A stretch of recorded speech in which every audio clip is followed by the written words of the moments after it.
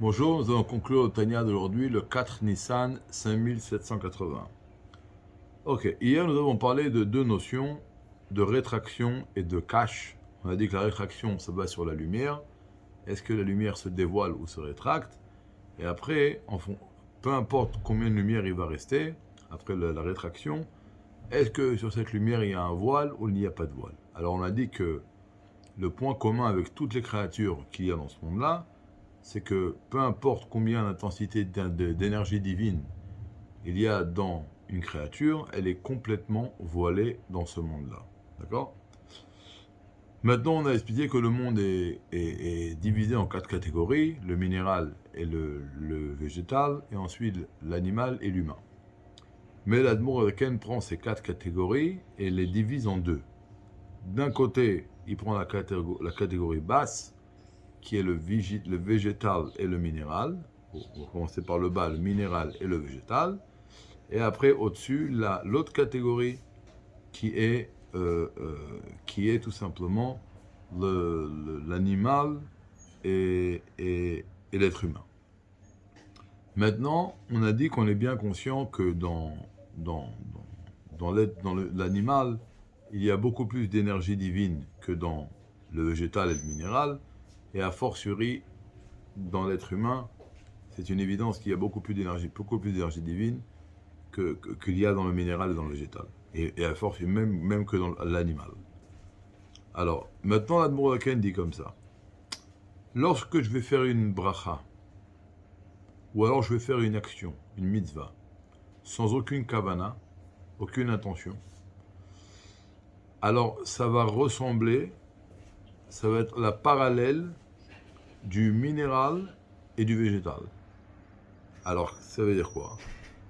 Dans le minéral et dans le végétal, il y a une énergie divine, mais elle est très très faible. Exactement la même chose.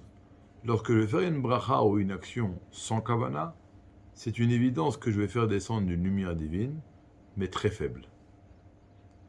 Alors que lorsque je vais avoir une kavana, et ça on va apprendre plus tard, il y a une kavana qui est en parallèle avec le niveau de l'animal, et il y a une kavana qui est en parallèle avec le niveau de l'humain.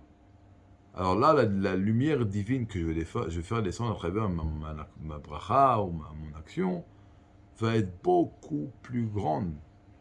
Et là, qu'est-ce qui va se passer? Plus la lumière divine que je vais faire descendre va être intense, et plus le monde va se raffiner, et plus il va devenir une demeure pour Akadosh Baruch Hu. Le raffiné va monter en quoi? Donc la divinité sera beaucoup plus ressentie dans le monde.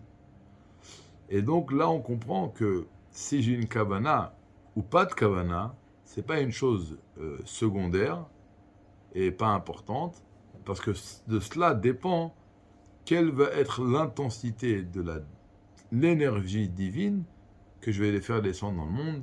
Et donc, en fonction de cette énergie divine, plus elle sera intense, et plus le monde va se raffiner et se transformer en un endroit qui va devenir une demeure pour Akadosh.